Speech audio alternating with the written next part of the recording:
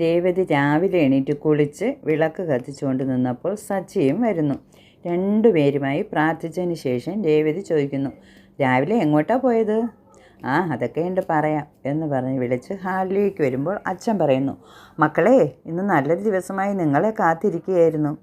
അച്ഛാ, അമ്മയെ കൂടി വിളിക്കൂ അച്ഛാ, ഒരു കാര്യമുണ്ട്. ചന്ദ്രേ, സച്ചി വിളിക്കുന്നത് കേട്ടില്ലേ, ഇങ്ങോട്ട് വാ. സച്ചിയും രേവതിയും അച്ഛൻ്റെയും അമ്മയുടെയും കാലിൽ തൊട്ട് തൊഴുതിട്ട് സച്ചി പോക്കറ്റിൽ നിന്നും ഒരു ചെറിയ ബോക്സ് എടുക്കുന്നു. എന്നിട്ട് എല്ലാവരെയും കാണിക്കുന്നു. രേവതിയുടെ മുഖം സന്തോഷത്താൽ തിളങ്ങുന്നു. ഈ സമയം അച്ചാമ്മ കയറി വരുന്നു.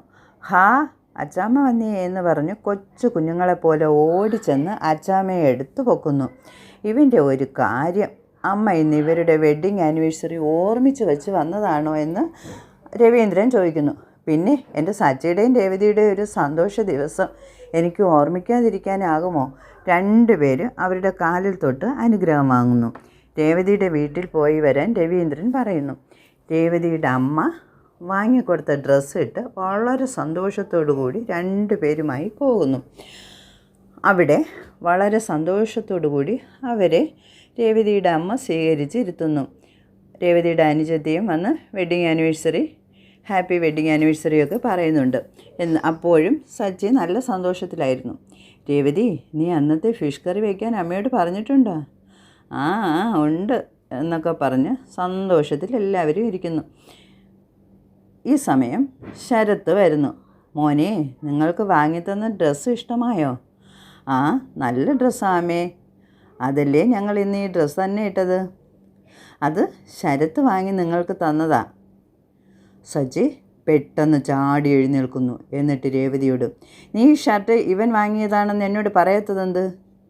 നിൻ്റെ അമ്മ അധ്വാനിച്ചുണ്ടാക്കിയ രൂപ കൊണ്ട് വാങ്ങിയതാണെന്ന് വിചാരിച്ചാണ് ഞാനിതിട്ടത്. ഇവൻ ആളുകളെ പറ്റിച്ച് ജീവിക്കുന്ന ഒരുത്തൻ്റെ കൂടെ നിന്ന് തെറ്റായ വഴിയിലൂടെ ഉണ്ടാക്കിയ രൂപ കൊണ്ട് വാങ്ങിയ ഷർട്ട് എന്ന് പറഞ്ഞ് ഊരിക്കൊടുക്കുന്നു. എന്നിട്ട് ദേഷ്യത്തോടു കൂടി ഇറങ്ങി പോകുന്നു.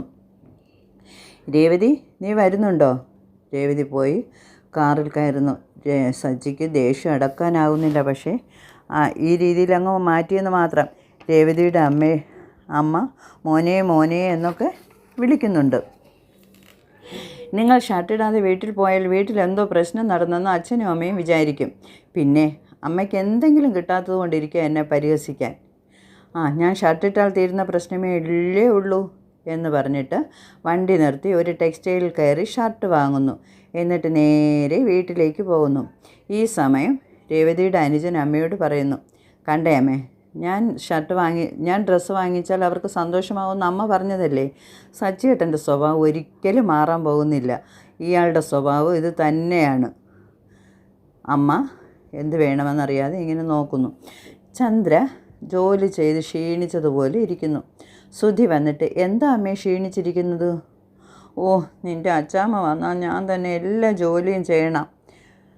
അമ്മ ശ്രുതിയെ വിളിക്കാത്തതെന്ത്? സുധിയുടെ മുഖത്തേക്ക് നോക്കുമ്പോൾ സുധി കണ്ണിറുക്കി കാണിക്കുന്നു. അമ്മേ, എന്നെ കൂടി വിളിക്കാത്ത അമ്മായിരുന്നില്ലേ? ഞാനും കൂടെ അമ്മയെ ഹെൽപ്പ് ചെയ്യാമായിരുന്നല്ലോ. മോളെ, നീ പാർലറിൽ പോവുകയല്ലേ, ജോലിയൊന്നും നീ ചെയ്യണ്ട. ഞാൻ തൽക്കാലം ഞാൻ തന്നെ ചെയ്തോളാം. രേവതി വന്നെങ്കിൽ മതിയായിരുന്നു.